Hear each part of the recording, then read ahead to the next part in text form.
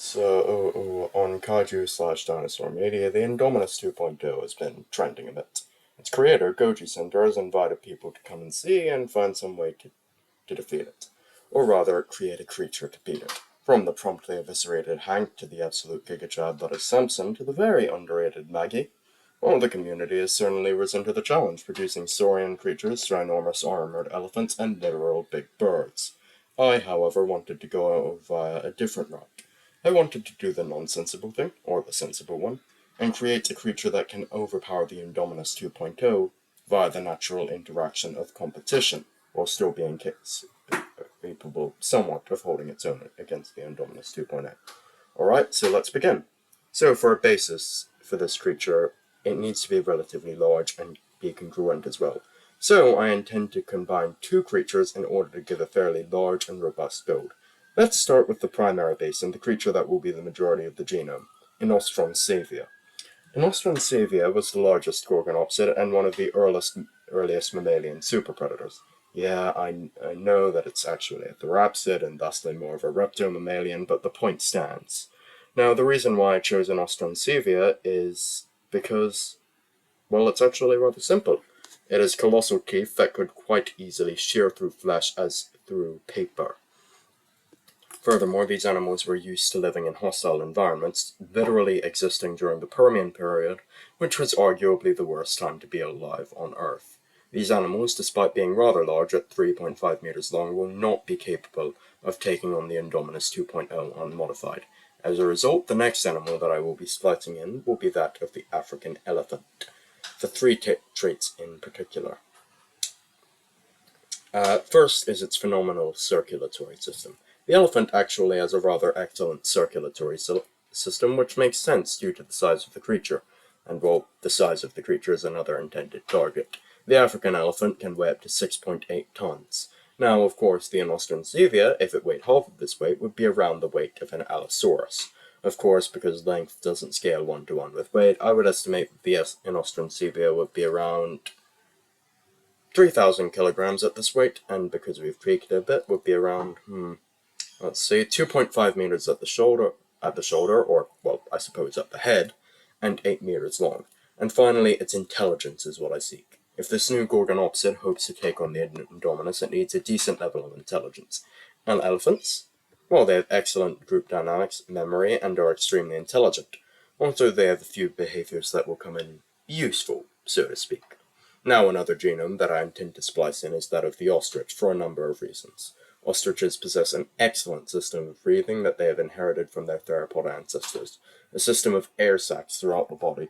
Unlike mammals, which breathe in and out in order to pump air into their lungs, birds are effectively constantly breathing, making it extremely difficult to tire them. This will give our hybrid a much-needed amount of endurance, which, when paired with the elephant's heart, will grant it the ability to chase down prey over great distances. Additionally, the air sacs present will make the bones much lighter, thereby reducing weight, which, as we shall later see, will be very important. Also, the ostrich has the best immune system out of any land-dwelling animal, which will give it an edge in the event that the Indominus is somehow covered in blood. And now for the secondary genomes.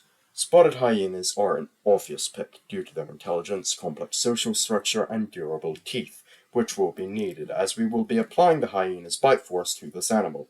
The neck armor of the Indominus 2.0 will be difficult to get through, but with the stronger teeth and bite force afforded by the spotted hyena, we should be capable of penetrating it, if only just. White rhinos have incredibly strong bones, which will be needed. As a result, the rhino's DNA will be ported into the animal as well. Domestic pigs will also be utilized for a few reasons. For one, they have, yet again, complex social structures. Additionally, the pigs possess a great sense of smell as well as a robust digestive and immune system. This will be necessary for counteracting the negative effects of the remaining animals. The pangolin will be utilized in order to give our carnivore a large suit of armor.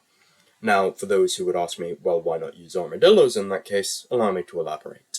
The pangolin has a much more lightweight and modular shell than the armadillo, thereby keeping the weight of the creature low. While pangolins have a pretty awful immune system, the ostrich, elephant, and pig DNA should be able to counteract it. For venom resistance, we have the Indian grey mongoose, which quite literally eats snakes. As a result, this mongoose should be introduced. Now, I haven't forgotten the purpose of this exercise, of course. If we wish to defeat the Indominus 2.0, it cannot be in a straight confrontation. Rather, it must be outcompeted by a superior organism.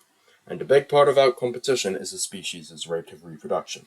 Now, while the lizard DNA allows for the Indominus 2.0 to reproduce asexually, this is a far cry compared to the reproductive rate offered by the Australian bush turkey. Now, those of you living on Australia's east coast know how irritating this animal is, with its aggressive territorial behavior and, well, mound building being the bane of many a yard. Well, they also have a really, really high reproductive rate, with a single female capable of laying up to 50 eggs per mound. Now, despite bush turkeys being mostly solitary creatures, this behavior is counteracted by the social and rearing capabilities of the pig, elephant, and hyena. Now, furthermore, due to the fact that bush turkeys as a baby are a convenient snack for most predatory animals, these fellas mature extremely quickly, which means that with the addition of the bush turkey, the predator is effectively a rapid and extremely rapidly reproducing animal that also reaches maturity very quickly. Now, finally, but not in a bad way, we have the three-toed sloth. This animal is useful for a number of reasons, but chiefly among them is its well-developed forelimbs and insanely sharp claws. This will allow for a creature to climb exceedingly well as deliver insane levels of damage through blows to the face and flanks. So, overall, we have ended up with what is basically an armored gorgonopsid that has very well-developed forelimbs, highly social intelligence, and an incredibly fast rate of reproduction.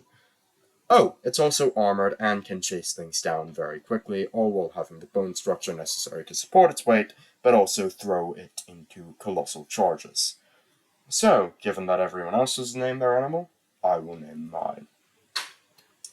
I shall dub it Cooper.